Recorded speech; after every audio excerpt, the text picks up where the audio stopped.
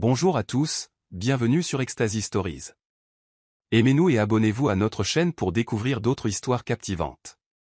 Entrons dans le vif du sujet. Esther Pascal ajustait le col de son chemisier en satin en apposant le dernier coup de pinceau sur le tableau de son élève. Le petit studio du centre-ville de Boston sentait légèrement la térébenthine et le jasmin, le parfum qu'elle portait toujours, celui qui, selon Anthony, lui rappelait leur lune de miel à Santorin. Mais cela faisait des mois qu'Anthony n'avait même pas remarqué son parfum. Il rentrait de plus en plus tard, toujours avec des excuses concernant des campagnes de dernière minute et des dîners clients. Esther, toujours optimiste, avait tenté de faire abstraction de cette idée. Après tout, Anthony avait toujours été motivé. Cette ambition était l'une des choses qui l'avait attiré vers lui 7 ans auparavant, alors qu'il n'était qu'un stagiaire affamé et qu'elle organisait sa première exposition. Mais ces derniers temps, la chaleur entre eux s'était transformée en silence. Un silence froid et mordant. Ce soir-là, elle rentra chez elle et trouva Anthony dans la cuisine, déjà vêtu d'un costume bleu marine avec une cravate rouge cramoisie qu'elle n'avait jamais vue auparavant. Il ressemblait à un homme sortant d'une publicité pour une eau de toilette de luxe, confiant, calculé, inaccessible. « Tu sors encore ?» demanda Esther d'une voix légère. Il ne répondit pas immédiatement. « Rendez-vous client. » « Un rendez-vous important », dit-il en consultant sa montre. Elle remarqua une légère trace de rouge à lèvres sur sa manche, une couleur qui ne lui appartenait pas. Un bruit sourd résonna dans sa poitrine. « J'ai besoin que tu prépares le dîner », proposa-t-elle doucement. « Non. Ils sont en train de préparer le repas. » Il leva à peine les yeux en attrapant ses clés de voiture. L'air entre eux était comme du verre fin, à un mot près de voler en éclats. Plus tard dans la nuit, Esther resta éveillée, recroquevillée de son côté du lit qui lui semblait désormais trop large. Elle fixait le reflet flou de leur photo de mariage sur le mur, le même sourire, la même promesse, mais une réalité totalement différente. Son cœur se serrait, une question qu'elle n'était pas prête à formuler à voix haute, était-il en train de cesser de l'aimer? Elle prit son journal, mais hésita. Au lieu de cela, elle s'est redressée, a sorti son téléphone et a ouvert sa page Instagram. Elle était propre, impeccable, rien de suspect.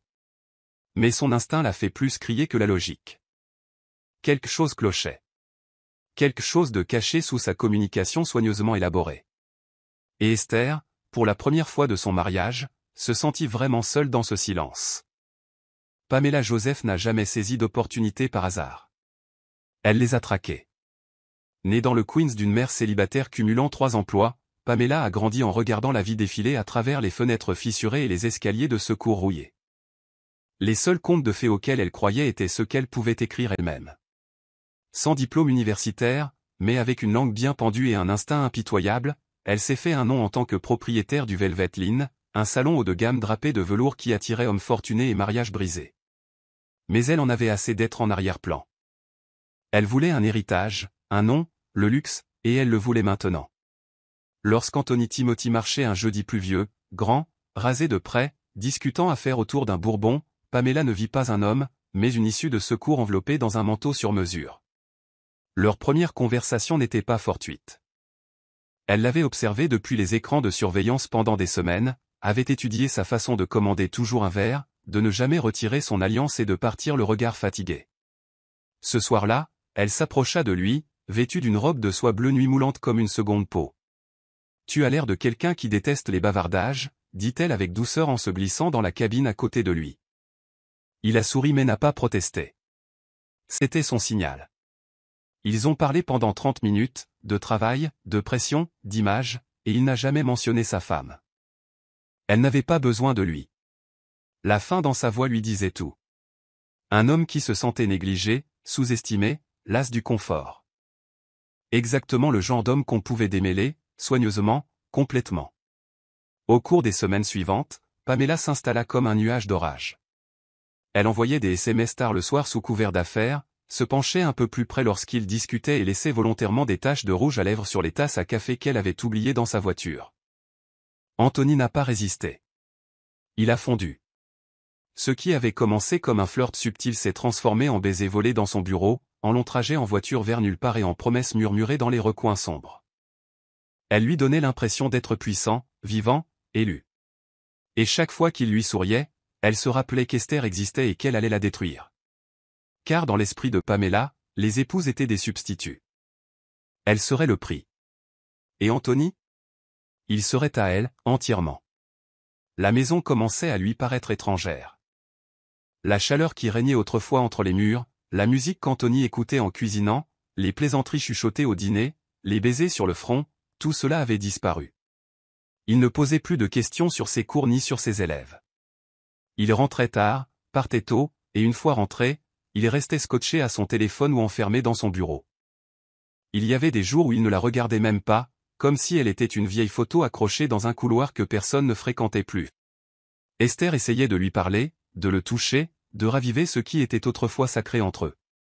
Mais Anthony était devenu comme de la fumée, présent, mais impossible à retenir. Elle recommença à lui laisser des petits mots, chose qu'elle n'avait pas faite depuis leur début. Bonne chance aujourd'hui, sur sa tasse à café. Faisons quelque chose d'amusant ce soir, sur sa commode. Aucun ne fut salué.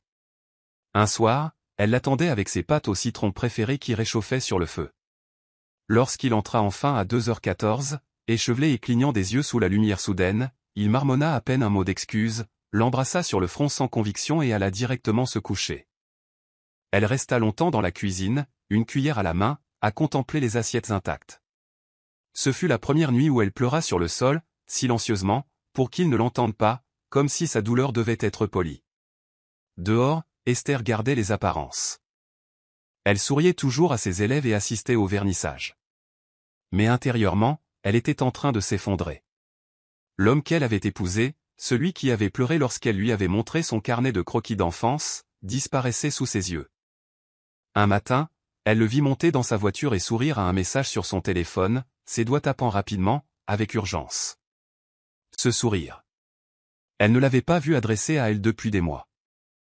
Cela la bouleversa. Pourtant, elle ne dit rien. Car une part d'elle était terrifiée à l'idée de confirmer ce qu'elle savait déjà, qu'Anthony avait perdu ses émotions. Que la vie qu'ils avaient bâtie ensemble s'éteignait, vacillait comme une ampoule éteinte. Et elle ne savait pas comment la sauver, ni même si elle le pouvait.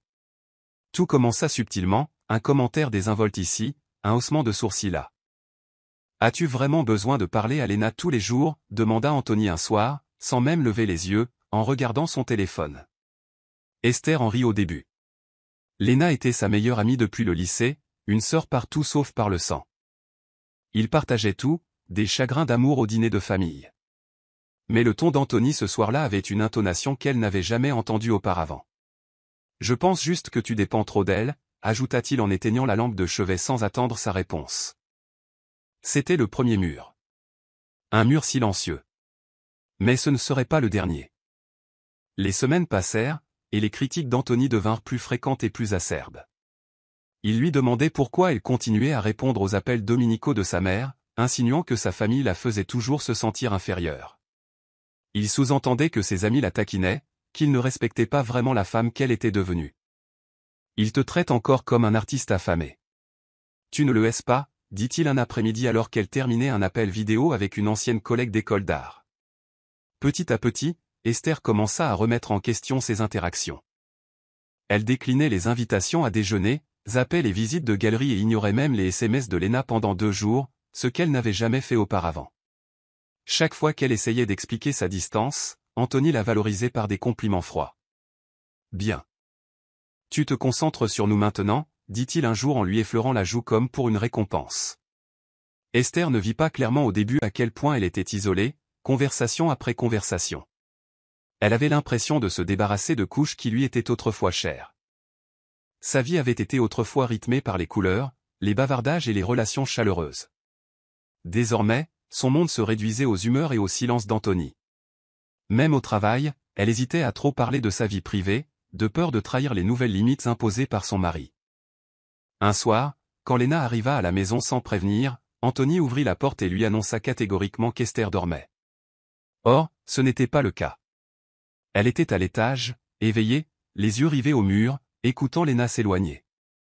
Son cœur battait la chamade, empli de culpabilité et de confusion. Ce n'était pas de l'amour. C'était une cage, délicatement peinte de bonnes intentions et de paroles trompeuses. Et elle commençait à sentir les barreaux se refermer sur elle. C'était un mardi matin, calme et gris, lorsqu'Esther trouva l'écharpe. Elle faisait la lessive, une activité qu'elle faisait seule depuis qu'Anthony prétendait que la lessive lui donnait des maux de tête. Alors qu'elle vidait le panier à linge dans leur salle de bain commune, un tissu en soie glissa de la poche de son blazer et se répandit sur le carrelage. Il était rouge vin, gravé de fils d'or, et si distinctement parfumé qu'il laissait une trace dans l'air. L'odeur était douce, intense, insolite, rien à voir avec les huiles de lavande qu'elle utilisait. Esther se figea. Elle ne possédait rien de tel, et Anthony n'avait jamais porté d'écharpe. Son souffle s'arrêta. Avec précaution, elle le prit avec 2 doigts, comme s'il risquait de la brûler, et le posa sur le comptoir. L'air dans la pièce devint lourd. Ce n'était pas un simple accessoire. C'était un message. Une erreur. Un drapeau. Plus tard dans la soirée, Esther tenait l'écharpe à la main, debout dans la cuisine. La marmite de riz qu'elle avait préparée brûlait, mais elle ne bougea pas. Elle attendait Anthony, le cœur battant, l'esprit s'agitant à l'idée de toutes les possibilités qui rendraient cette scène innocente. Mais au fond d'elle, elle le savait. Lorsqu'il arriva enfin, les lèvres légèrement rouges, parfumées du même parfum intense, elle ne l'embrassa pas. « À qui est-ce » demanda-t-elle d'une voix à peine audible, tendant le foulard comme une promesse non tenue. Anthony marqua une pause. Juste une seconde de trop. Ça ? Oh, quelqu'un du boulot. Je la raccompagnais. Elle a dû l'oublier dans la voiture, dit-il nonchalamment en posant sa mallette sur la table comme si de rien n'était. Esther ne répondit pas immédiatement. Elle le stabilisa, sa posture calme, sa voix posée, son regard calculateur. Il mentait. Et c'était le genre de mensonge trop facile à dire pour être le premier. Au cours des jours suivants, Esther commença à tout remarquer. Les appels mystérieux qu'il recevait dans le couloir, l'abonnement soudain à la salle de sport qu'il n'utilisait jamais, la façon dont il orientait son téléphone loin d'elle sur le canapé. Il avait un jour oublié ses projets d'anniversaire, mais avait soudain programmé 14 week-ends pour se retrouver. Le parfum persistait dans leur drap certaines nuits. Un jour, elle trouva une légère tache de rouge à lèvres à l'intérieur du col de sa chemise, et non sa teinte. Chaque indice la minait jusqu'à ce qu'il ne reste plus qu'une femme tenant une maison en place grâce à l'espoir et au ruban adhésif. Esther ne le confronta plus. Pas encore. Au lieu de cela, elle a commencé à noter des choses, des dates, des heures, des mots qu'il avait utilisés. Elle a arrêté de pleurer. Elle commença à observer. Et silencieusement, le cœur brisé, elle se prépara à la vérité. Léna avait regardé Esther se défaire en silence pendant des semaines. Elle vit l'éclat vide dans les yeux de sa meilleure amie, la façon dont son rire s'estompait, le passage de la joie à la survie. Esther ne disait pas grand-chose, mais Léna la connaissait trop bien. Quelque chose n'allait pas. C'était vraiment faux.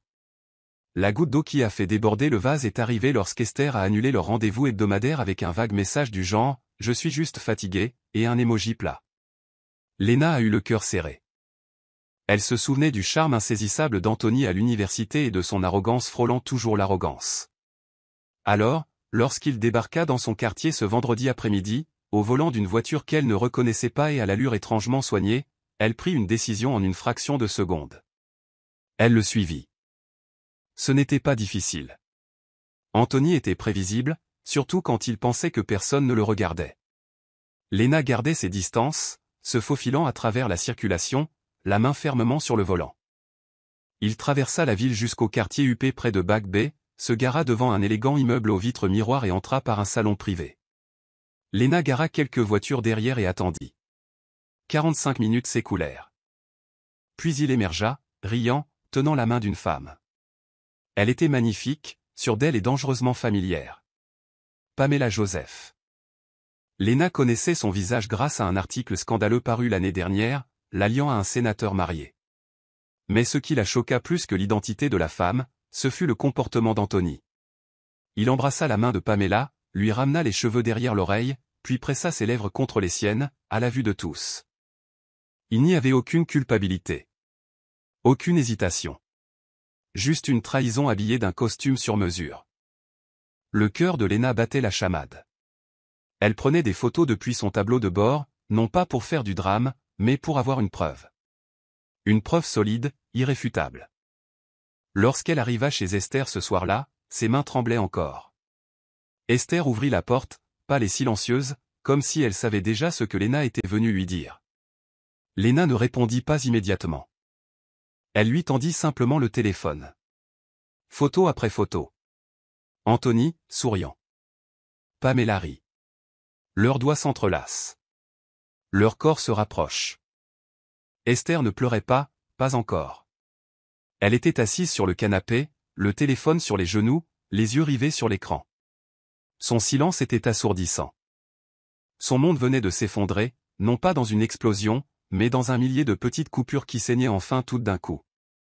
Lena était assise à côté d'elle, lui tenant la main en silence, sachant que la tempête ne faisait que commencer. L'appartement était anormalement froid ce soir-là, malgré le léger bourdonnement du chauffage dans les bouches d'aération. Esther était assise à la table à manger, celle-là même où elle partageait autrefois leur dîner d'anniversaire et leurs petits déjeuners improvisés. Maintenant, elle était dépouillée, plus de bougies, plus de chaleur, juste son téléphone posé à côté d'un dossier contenant les photos imprimées que Lena lui avait envoyées. Le tic-tac de l'horloge murale était plus fort que d'habitude, résonnant dans sa poitrine. Lorsque la porte d'entrée s'ouvrit avec un bruit sec à 19h19, Anthony entra d'un pas nonchalant, vêtu d'un élégant manteau noir et l'air impassible. Il lui jeta à peine un coup d'œil. « Tu es rentré tôt », murmura-t-il en posant ses clés sur la console. C'est à ce moment-là qu'elle décida qu'il n'y aurait plus de faux-semblants. « Assieds-toi. » Sa voix était ferme, creuse. Anthony marqua une pause, les sourcils légèrement levés de surprise. « Qu'est-ce que c'est que ça » demanda-t-il en s'approchant lentement. Esther ne répondit pas. Elle fit glisser le dossier en papier craft sur la table et vit son expression changer à la seconde où il l'ouvrit. Elles étaient là, des photos de lui tenant Pamela dans ses bras, l'embrassant, la regardant avec la même affection qu'il réservait autrefois à Esther. Il les fixa en silence, la mâchoire serrée. « Combien de temps » demanda-t-elle. « Et ne m'insulte pas avec un mensonge. » Un long silence les sépara, telle une lame tranchante. « 5 mois, dit-il finalement, le regard froid. Sans excuse. Sans culpabilité. Juste des faits. Esther hocha lentement la tête, les doigts serrés si fort que ses jointures en pâlirent. « Et tu allais continuer à dormir dans notre lit, à manger ma nourriture, à faire comme si j'étais folle » murmura-t-elle. Sa voix se brisa, non pas de faiblesse, mais d'incrédulité. Anthony s'appuya contre la table, les bras croisés. « Écoute, Esther, je n'avais pas prévu ça, dit-il d'un ton trop calme. Pamela. Elle me comprend. Nous nous entendons comme toi et moi ne l'avons pas fait depuis des années. » Les mots frappèrent comme des coups de poing. « Alors c'est tout » demanda Esther, la voix s'élevant, les larmes finissant par surgir. « Tu gâches notre mariage parce qu'une femme en talons te comprend ?» Anthony haussa les épaules. « J'ai pris ma décision, Esther. Pamela et moi, on avance. » Il prit le dossier, jeta un nouveau coup d'œil aux photos, puis les jeta sur la table comme si elles ne signifiaient rien. Esther resta figée, le souffle court, les mains tremblantes, non pas de chagrin, mais de la confirmation définitive que son mari avait choisi quelqu'un d'autre. Et à cet instant, une part d'elle-même se brisa. Mais une autre part se durcit. Une nouvelle Esther se formait, silencieusement, dangereusement. Et l'homme qui avait autrefois tenu son cœur venait d'allumer l'allumette qui allait tout brûler. L'air du tribunal était stérile, suffocant, tandis qu'Esther était assise sur le banc de bois, serrant contre elle une chemise en cuir marron remplie de papiers qu'elle n'avait pas voulu lire. La demande de divorce était arrivée plus vite qu'elle ne l'avait prévu, froide, clinique et signée sans hésitation. L'avocat d'Anthony était un homme élégant en cravate de soie, dont l'expression laissait entendre qu'il ne s'agissait que d'une transaction de plus. Esther, quant à elle, était entrée, les doigts tremblants et le regard embrumé. Elle n'avait pas engagé son propre avocat. Elle n'avait pas d'argent pour cela. Anthony avait clôturé les comptes joints 3 semaines plus tôt, invoquant une restructuration financière, la laissant seule avec le solde de son dernier salaire et quelques bons d'épargne laissés par son père. Elle n'avait même pas réalisé ce qui s'était passé jusqu'à ce que sa carte bancaire soit refusée à la pharmacie alors qu'elle essayait d'acheter du dentifrice. Lorsque le juge lui a demandé si elle contestait le divorce ou la transaction, elle a hésité. Tout en elle la laissait se battre, mais pourquoi? Le bail de l'appartement était au nom d'Anthony, ainsi que le titre de propriété de la voiture. La plupart des meubles appartenaient à sa famille. Même les œuvres d'art au mur avaient été achetées grâce aux primes de son entreprise. Pas de doute, murmura-t-elle enfin, d'une voix à peine audible. Anthony n'a pas bronché. Il a simplement signé, a tendu le stylo à son avocate et s'est levé pour partir. Il ne lui a pas adressé la parole. Pas même un au revoir. Esther resta assise tandis que la salle d'audience se vidait. Seule. Divorcée. Rejetée. Le juge a tamponné les documents et déclaré l'affaire close, mais pour elle, tout restait ouvert, blessure ouverte, question ouverte, vie ouverte sans direction. Ce soir-là, en rentrant à l'appartement, elle découvrit que les serrures avaient été changées. Un agent de sécurité lui tendit un carton contenant certaines de ses affaires, à moitié étiquetées et mal emballées. Ses vêtements étaient entassés comme des ordures. Sa tasse préférée était fêlée. Même la photo encadrée de ses parents décédés avait un coin brisé. Elle se tenait sur le trottoir tandis que le ciel s'assombrissait, tenant la boîte d'une main et son sac à main de l'autre. L'air de la nuit lui mordait la peau, mais le froid n'était rien comparé au vide qui grandissait dans sa poitrine. Elle n'avait rien, pas de mari, pas de maison, pas d'argent. Son téléphone vibrait dans sa poche. Un message de Lena, « Où es-tu ? Je viens te chercher. » Esther ne répondit pas tout de suite. Elle leva les yeux vers les étoiles, silencieuses et lointaines, et pour la première fois, elle ne pleura pas. Son monde était terminé, certes. Mais peut-être, juste peut-être, cela signifiait-il aussi que quelque chose de nouveau allait commencer. La chambre d'amis de Lena était petite, sombre et remplie de cartons de vieux livres et de matériel de couture, mais pour Esther, elle ressemblait à un sanctuaire, un havre de paix, loin du conflit de son mariage. Il n'y avait pas de placard, juste une petite armoire et un matelas simple posé par terre avec des draps dépareillés. Pourtant, c'était le matelas le plus moelleux sur lequel elle s'était allongée depuis des semaines. Elle passa les premières nuits à fixer le plafond, incapable de dormir. Le chagrin la collait à la peau comme des vêtements mouillés. Le parfum de lavande que Lena vaporisait chaque soir lui rappelait l'appartement qu'elle avait quitté, la femme qu'elle était. Le matin, elle se forçait à se lever, faisait son lit et buvait du café instantané au bord du plan de travail de la cuisine, en prenant soin de ne pas prendre de place. Lena ne l'a jamais dit à voix haute, mais Esther le ressentait, cette inquiétude sourde, cette pitié inexprimée. Et cela la bouleversait. Désespérée de gagner sa vie et de ne pas être un fardeau, Esther a commencé à postuler à des emplois, n'importe lesquels. Son CV, autrefois une pile de diplômes universitaires et de distinctions artistiques, lui semblait soudain inutile. Personne n'embauchait de conservateur ou de professeur d'art pour un salaire rapide. Finalement, elle trouva un emploi temporaire dans une boulangerie du centre-ville, où elle nettoyait les comptoirs et emballait les viennoiseries derrière une vitrine. Le salaire suffisait à peine à payer les courses, mais cela lui apportait quelque chose, une structure, de l'exercice, une distraction. Elle travaillait 6 jours par semaine, 12 heures par jour, les mains couvertes d'ampoules à cause de la chaleur, le dos douloureux à force de rester debout. Certains clients souriaient. La plupart ne l'ont pas fait. Mais c'était du travail. C'était une question de survie. Le soir, elle retournait souvent chez Lena, trop fatiguée pour pleurer. Elle enfilait son unique pyjama, se blottissait dans le matelas emprunté et fixait la peinture écaillée du plafond. Le téléphone restait silencieux.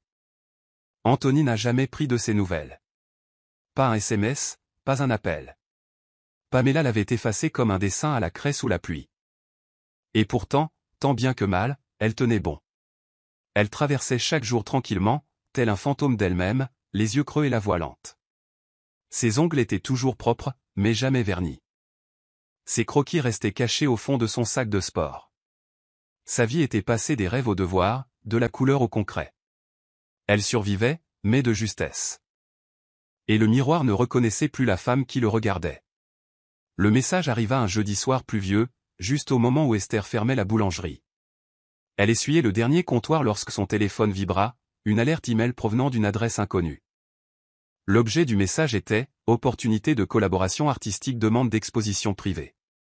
L'expéditeur s'est présenté comme une assistante de galerie nommée Nora Blake, affirmant avoir vu les précédents travaux d'Esther en tant que commissaire d'exposition et se disant intéressée par un éventuel partenariat. Cela semblait étrange. Elle n'avait envoyé son CV à aucune galerie depuis des semaines. Mais le message était précis, professionnel, et comportait une signature soignée avec un logo de galerie qu'elle connaissait de ses années d'enseignement. Son cœur battait la chamade. Peut-être, juste peut-être, était-ce une pause, même minime.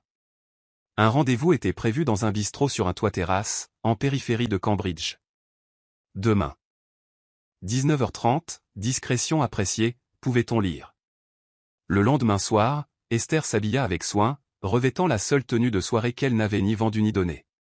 Elle arriva tôt, munie d'un mince dossier contenant des croquis qu'elle avait réussi à sauver de son appartement. L'hôtesse vérifia la liste des réservations, mais parut perplexe. « Nous n'avons aucune Nora Blake dans nos dossiers, dit-elle. Esther fronça les sourcils. « Peut-être qu'ils sont en retard, proposa-t-elle, et elle s'assit à une table tranquille dans un coin avec vue sur la ville faiblement éclairée. Elle attendit 15 minutes. Puis 20. Puis elle avait 40 ans. Alors qu'elle prenait son téléphone pour envoyer un email de suivi, une voix derrière elle murmura « Tu es toujours aussi prévisible, Esther. » Elle se retourna et vit Pamela.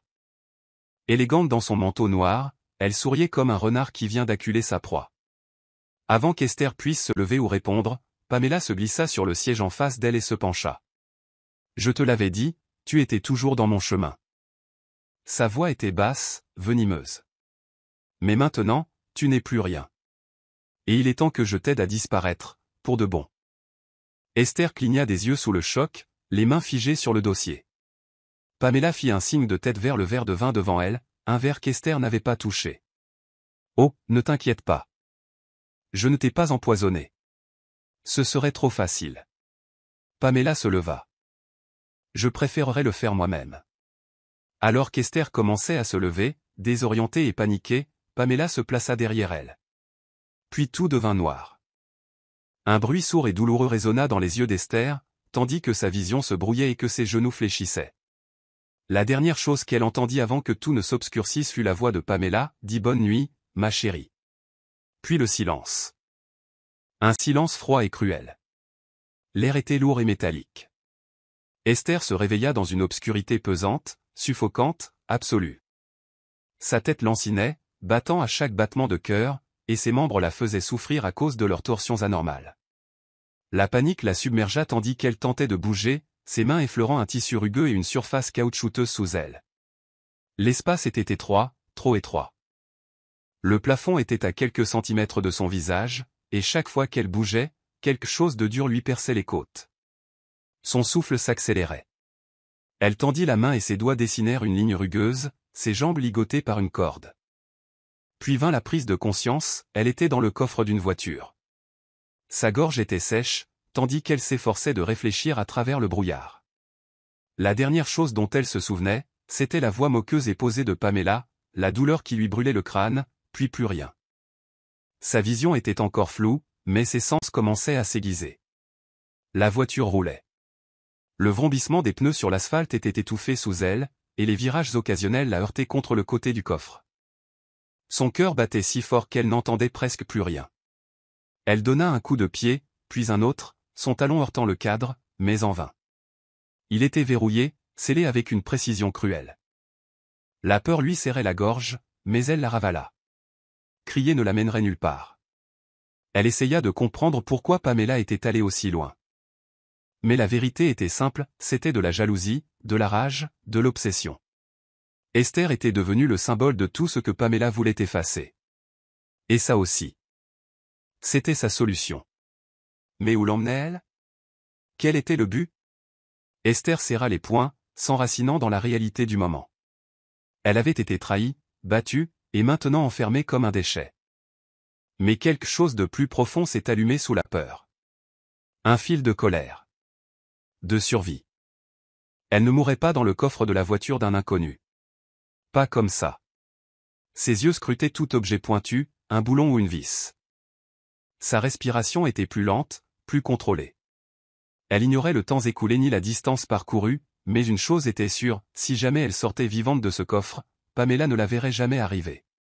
Pamela serra les dents et frappa le volant de la paume de la main tandis que le moteur crachait, toussait et s'éteignait. La voiture s'arrêta silencieusement sur le bas-côté gravillonné d'une route sinueuse, juste à l'entrée d'un domaine cossu, illuminé par des lumières dorées. Des dizaines de voitures noires bordaient l'allée circulaire, chauffeurs, valets et invités de gala en costume et robe. Une faible musique s'échappait de la cour. De tous les endroits où tomber en panne, c'était forcément ici. Pamela jura dans sa barbe et vérifia son téléphone. Pas de réseau.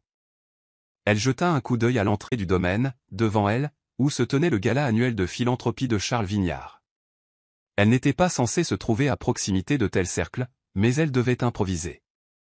Elle sortit dans la fraîcheur nocturne, ses talons claquant sur le gravier, l'esprit s'emballant pour savoir quoi faire de la femme inconsciente dans le coffre.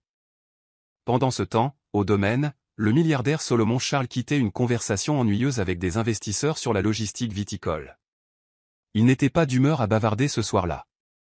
Ce gala était son événement caritatif annuel, une vitrine de sa richesse, de sa philanthropie et un rappel de son parcours. Mais quelque chose l'éloigna de la musique et des rires et le tira vers la cour. Un bruit. Faible au début. Puis, de nouveau, un martèlement désespéré et étouffé. Il provenait d'un poulailler sombre, garé au hasard, près de la salle. Il marqua une pause, plissant les yeux. Aucun de ses invités n'était censé se garer là. Un autre coup sourd. Puis des coups faibles et frénétiques. Il s'approcha. Puis une voix, étranglée, lointaine, terrifiée. « S'il vous plaît. » À l'aide. Sans hésiter, Salomon courut à l'arrière de la voiture, essaya le coffre et le trouva verrouillé. Il appela le voiturier. « Apportez quelque chose pour forcer cette porte. » Quelques instants plus tard, un jeune employé apparut avec un démonte-pneus. En 3 coups secs, la serrure céda et le coffre s'ouvrit en grinçant. Elle était là, Esther, emmêlée, tremblante, les yeux écarquillés de panique et couverts de bleu, les lèvres sèches, son chemisier taché du sang de la blessure sur le côté de son cuir chevelu. Salomon la prit doucement dans ses bras, lui parlant doucement et fermement. « Tu es en sécurité maintenant. Je te tiens. » Ses mains ne la soulevèrent pas seulement du tronc, elles la maintinrent au sol. Pour la première fois depuis une éternité, Esther n'eut pas l'impression de tomber. Elle était retenue prisonnière. Et Solomon Charles ignorait que lui sauver la vie changerait la sienne à jamais. L'air autour du vignoble Charles scintillait sous les lustres suspendus aux chênes centenaires, leur lumière dorée éclairant avec élégance le parc impeccable. Mais Solomon Charles ne prêtait pas attention à la foule de robes de soie et de costumes sur mesure derrière lui. Son attention était concentrée sur la femme qu'il venait de sortir du coffre de la voiture d'un inconnu, meurtrie, tremblante, les yeux écarquillés de confusion et de peur. Sa voix était à peine plus qu'un murmure lorsqu'elle s'accrocha à son manteau. « S'il vous plaît. Ne la laissez pas revenir. » Ce n'était pas seulement du désespoir, c'était de l'épuisement, la voix de quelqu'un qui avait trop enduré et survécu de justesse. Salomon s'agenouilla près d'elle sur le gravier, un bras autour de son dos, la protégeant des regards curieux qui commençaient à se former près de l'entrée de la salle. « Tu es en sécurité, » répéta-t-il, fermé sûr de lui, même si son propre cœur battait la chamade. Qui ferait ça à quelqu'un? Esther avait du mal à garder les yeux ouverts. Son corps était sous le choc, son esprit s'égarait tandis que les détails se brouillaient. Mais son regard se leva et croisa le sien. L'espace d'un instant, le monde autour d'eux devint silencieux. Salomon avait déjà connu la souffrance. Sa propre mère était morte aux mains d'un mari violent. Il avait bâti un empire non seulement par ambition, mais aussi par chagrin, par colère et par soif de protection. Et dans le regard de cet inconnu, il eut cette même histoire inexprimée, le regard creux d'une femme abandonnée, trahie et presque brisée. Mais sous sa douleur se cachait autre chose. Un feu pas encore éteint. Il ne pouvait l'expliquer, mais à cet instant précis, il sentit une sensation se déplacer dans sa poitrine. Ni de désir, ni de pitié. Quelque chose de plus profond. La reconnaissance. Les agents de sécurité étaient arrivés, accompagnés des ambulanciers et d'une multitude de voix posant des questions. Salomon leur fit un signe de la main et prit Esther dans ses bras, ignorant les halètements des participants, trop stupéfaits pour parler. « Elle reste avec moi, dit-il fermement. » Son ton était ferme, intransigeant. Esther, à moitié inconsciente, ne résista pas. Elle posa sa tête contre son épaule, ignorant qui il était ni pourquoi ses bras lui semblaient un refuge. Mais quelque chose en elle murmurait que, pour la première fois depuis une éternité, elle avait atterri en présence de quelqu'un qui ne la laisserait pas tomber. Et pour Salomon, quittant le gala ce soir-là, cette mystérieuse femme dans les bras, une chose devint limpide, il ne la quitterait plus jamais des yeux. Le lendemain matin, Esther se réveilla enveloppée de draps qui semblaient nuageux, dans une pièce qui ne semblait pas réelle. De grandes fenêtres laissaient entrevoir une lumière dorée sur un parquet en chêne poli et des murs couleur ivoire. L'odeur de lavande et d'eucalyptus emplissait l'air, et non celle du coffre de voiture ou de la chambre d'amis exiguë de Lena. Son corps la faisait souffrir, ses tempes lancinaient, et une douleur sourde lui brûlait l'arrière de la tête, là où Pamela l'avait frappée. Mais c'était le silence, ce silence paisible et ininterrompu, qui lui faisait soudain monter les larmes aux yeux. Elle se redressa lentement, observant l'environnement inconnu, une bibliothèque sculptée, un fauteuil blanc crème et un plateau sur la table de chevet avec de l'eau, des fruits frais et un mot manuscrit. On pouvait y lire « Tu es en sécurité ici. Pas besoin de t'expliquer, Salomon. » Elle le lut 3 fois avant de le reposer de ses doigts tremblants. En bas, Solomon Charles se tenait dans son bureau vitré, surplombant les vignes en pente au-delà de son domaine. Il ne pouvait s'empêcher de penser à elle. Esther. Il avait demandé à son assistant de vérifier son nom discrètement, juste assez pour confirmer qu'elle n'était impliquée dans aucune affaire criminelle. Il a découvert une éducatrice artistique respectée, avec une carrière solide et sans aucun signal d'alarme, jusqu'à ce qu'il y a 6 mois, sa vie disparaisse soudainement de tous les dossiers. Pas de galerie. Pas d'exposition publique. Ses réseaux sociaux sont devenus silencieux. Un fantôme de la femme qu'elle avait été. Cela le rendit encore plus furieux. Qui avait bien pu enterrer une femme comme ça? Qui l'avait enfermée et avait continué sa route comme si de rien n'était? La vie de Solomon avait été bâtie sur l'empathie autant que sur les affaires.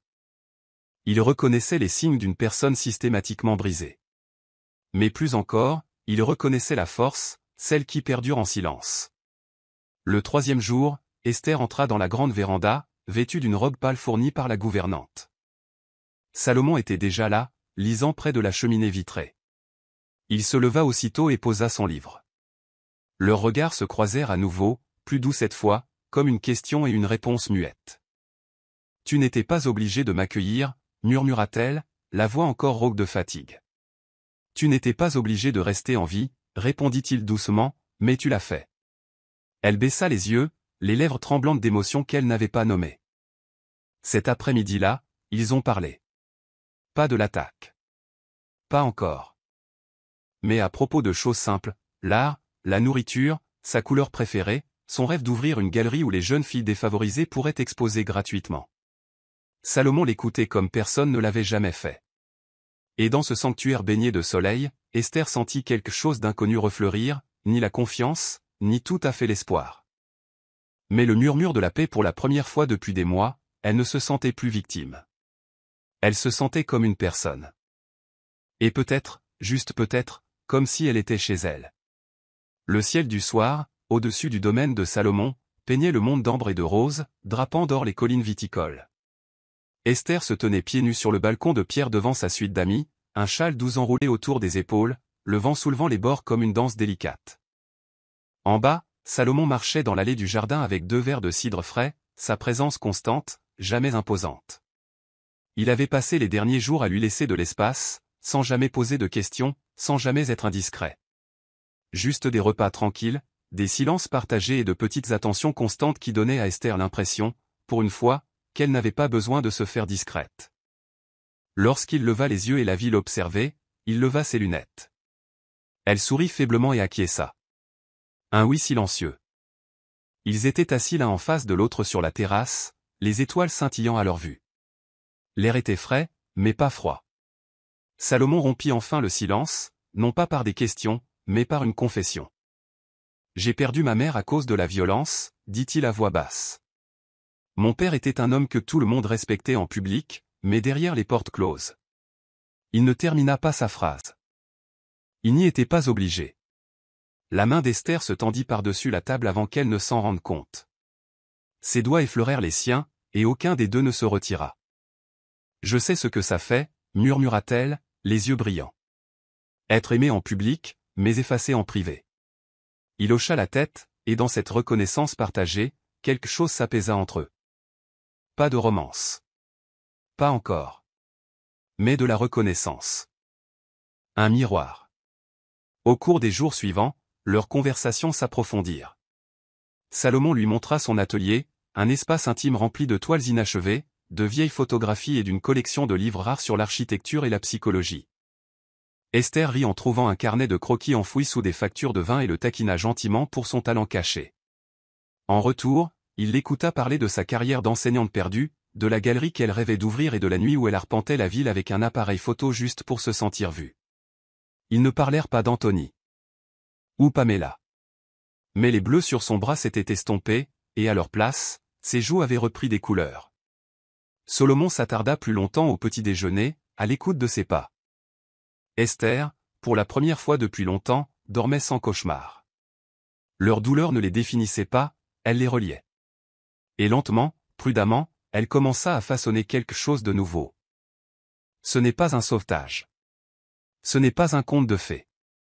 Mais le début d'un lien n'est non pas du sauvetage, mais de la vision.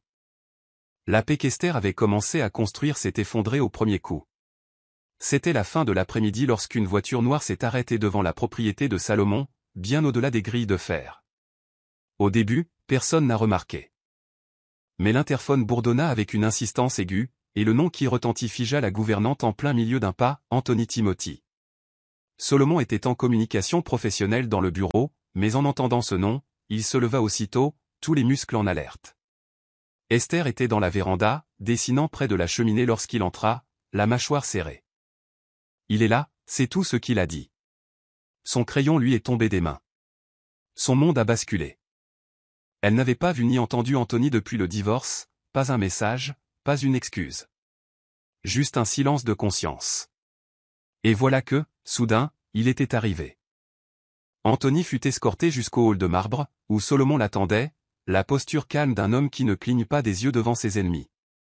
Anthony arborait le sourire suffisant de celui qui s'accroche encore à l'illusion du contrôle. « Je ne suis là que pour une seule raison », dit-il d'une voix doucereuse, lui rappeler que la calomnie a des conséquences. Esther se tenait maintenant derrière Salomon, le dos droit, les mains serrées, mais le regard brûlant. « Quelle calomnie » demanda Salomon. Anthony lança à Esther un regard de pitié moqueur. « La nouvelle se répand, Charles. Elle murmure des mensonges. À propos de Pamela. À propos de moi. Ne la laisse pas mêler ton nom à ces histoires. » Il parlait bas, menaçant. Je suis prêt à fermer les yeux. Si elle disparaît à nouveau, Salomon s'avança. Sa voix ne s'éleva pas. Ce n'était pas nécessaire. Elle ne va nulle part. Mais tu le es.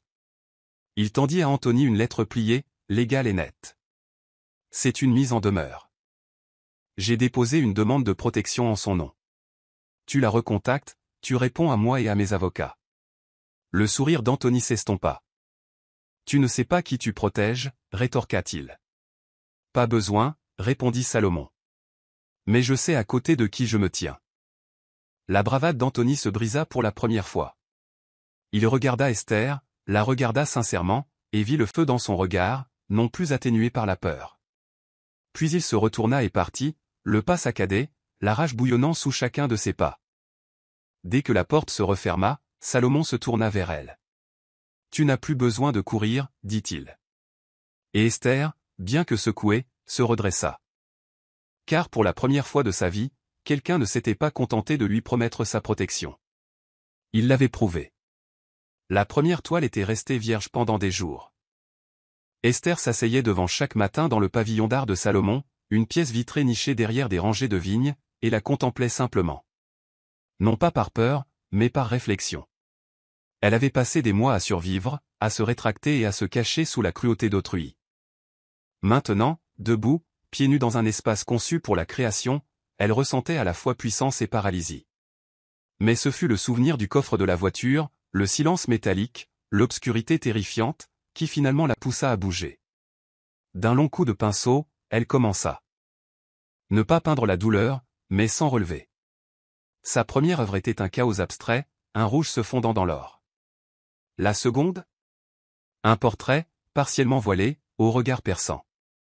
Et quand Salomon vit sa troisième œuvre, un morceau de verre brisé sans titre recousu avec du fil, il ne dit rien. Il hocha simplement la tête, la mâchoire serrée par l'admiration. La nouvelle de son retour commença à se faire entendre par murmures. Léna, fidèle à son image, avait secrètement partagé certaines œuvres d'Esther avec un contact d'une galerie de la ville. Quelques jours plus tard, un bienfaiteur anonyme, Solomon, loua un espace dans un coin d'une galerie-boutique du centre-ville. Esther refusa d'utiliser son nom pour se faire connaître.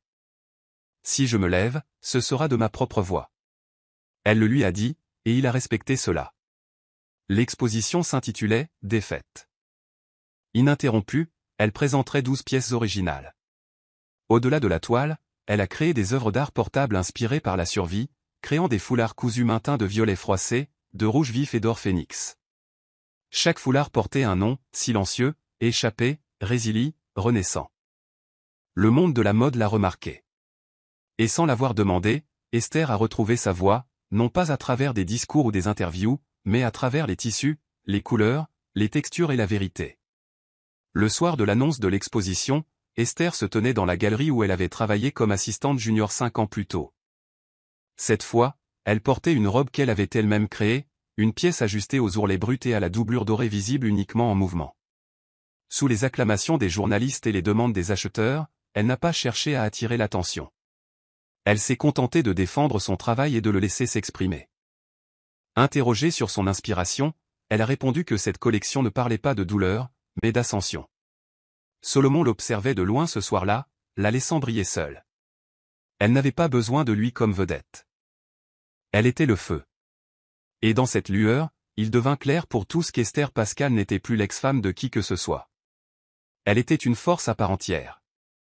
Le premier craquement provenait d'un message vocal fuité, rauque, granuleux et reconnaissable entre mille. C'était la voix de Pamela, teintée de venin, qui sifflait dans son téléphone « Elle ne posera plus de problème après ce soir. Esther n'est pas assez forte pour se battre. » Elle ne l'a jamais été. Le message avait été capté à son insu par un chauffeur qui l'avait récupéré quelques instants avant l'enlèvement. À l'époque, cela ressemblait à des propos insignifiants. Mais après l'annonce de la résurgence d'Esther et du succès fulgurant de sa renaissance artistique, les journalistes ont commencé à creuser. Un enquêteur indépendant ambitieux a fait le lien entre l'ascension fulgurante de Pamela, la disparition d'Esther et la mystérieuse panne de voiture qui avait conduit à sa découverte. Quelques jours plus tard, l'enregistrement audio a fait surface sur un podcast spécialisé consacré au scandale lié à l'art urbain. Puis c'est devenu viral. Le visage d'Esther est apparu aux côtés de celui de Pamela dans les gros titres des tabloïds, mais pour la première fois, le récit n'était pas déformé. C'était la vérité, et le monde l'a dévoré. Pamela a d'abord tenté de garder le silence, se réfugiant derrière des attachés de presse et des déclarations rédigées par des avocats affirmant que l'enregistrement était fabriqué. Mais le dénouement avait déjà commencé. Un autre ancien employé de la Velvet Line s'est manifesté, puis un deuxième, puis 3 autres. Leurs histoires étaient étrangement similaires. Menaces, manipulations, disparitions de femmes que Pamela considérait comme des rivales. Des comptes anonymes inondaient les réseaux sociaux d'images et de messages d'initiés. Un ancien voiturier prétendait l'avoir vu se garer devant le vignoble de Solomon Charles la nuit où Esther a été retrouvée. Le coup de grâce est venu lorsque les images de sécurité d'une station-service ont montré Pamela debout à l'arrière de sa voiture quelques heures avant que Solomon ne découvre Esther, tapotant du talon, le corps tendu, le regard scrutant l'obscurité. L'horodatage a scellé le sort. Pamela Joseph, autrefois reine de l'exclusivité et des chuchotements, s'est retrouvée sur la liste noire de la société même qu'elle avait tant cherché à intégrer. Son salon a été fermé en attendant les résultats de l'enquête. Les sponsors ont mis fin à leur partenariat. Son invitation au Gala Élite de Boston a été annulée dans une publication très médiatisée sur les réseaux sociaux. Les paparazzi l'ont harcelée alors qu'elle tentait de quitter son appartement, et son visage impeccable et poli craquait à chaque cliché.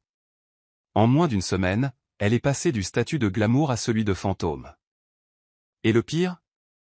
Anthony, son bien autrefois le plus précieux, avait déjà commencé à prendre ses distances, craignant d'être entraîné avec elle. Pamela avait tout misé sur la destruction d'une autre femme, et elle avait perdu. L'empire qu'elle avait bâti par la manipulation et le charme s'effondrait pierre après pierre. Et cette fois, plus personne ne pouvait la sauver. Le Westbridge Global Marketing Summit devait marquer le grand retour d'Anthony Timothy.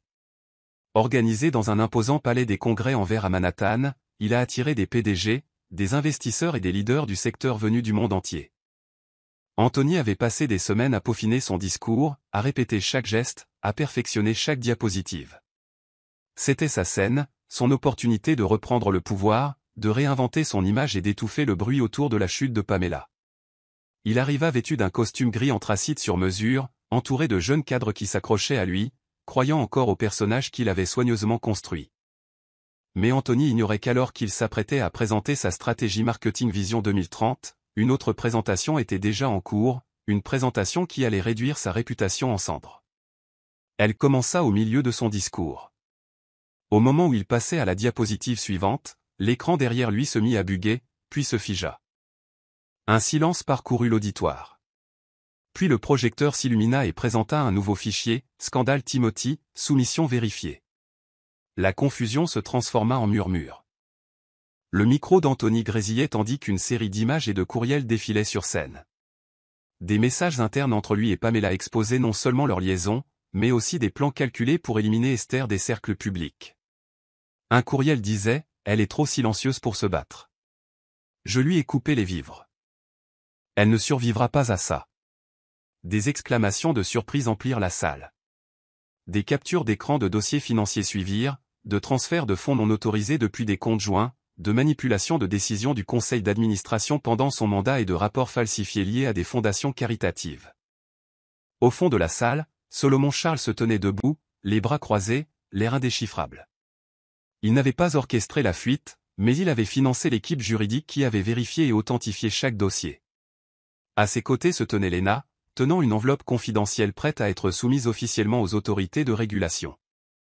Esther n'était pas présente. Elle n'en avait pas besoin. Sa justice ne requérait pas sa présence, seule la vérité était requise. Sur scène, Anthony hésita, la sueur lui perlant les tempes.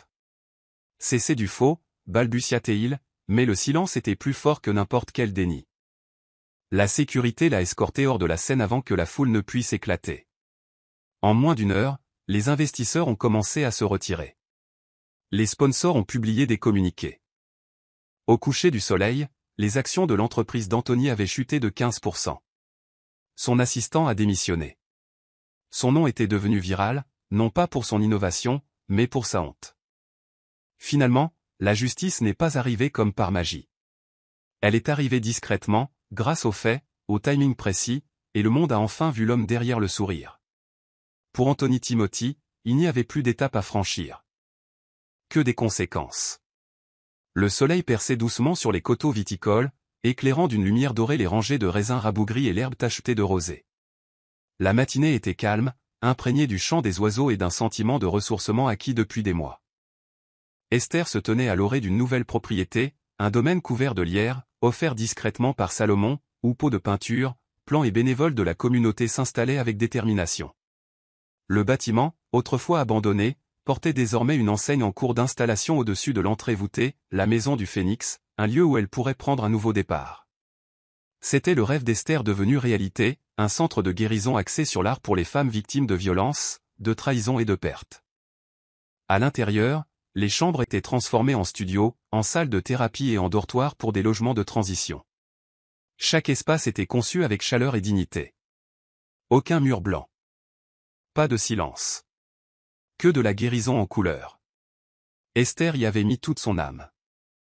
Avec l'aide de Lena, de thérapeutes, de donateurs et de survivantes elle-même, elle a créé un lieu où les femmes pouvaient venir non pas pour oublier, mais pour redécouvrir. Elle donnait des cours de peinture 2 fois par semaine et animait des séances en petits groupes sur la narration à travers le tissu. Sa ligne de foulard, Unbroken Threads, finançait désormais des kits de récupération post-traumatique pour les nouvelles résidentes. Les médias locaux ont repris l'histoire, mais Esther n'a jamais cherché à attirer l'attention. Les fans de l'histoire, avait-elle dit.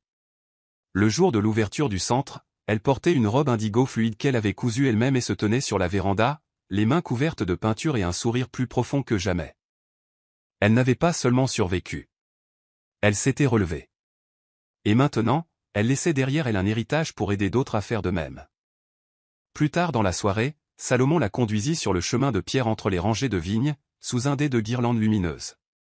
Dans ce même vignoble où il avait entendu ses cris pour la première fois.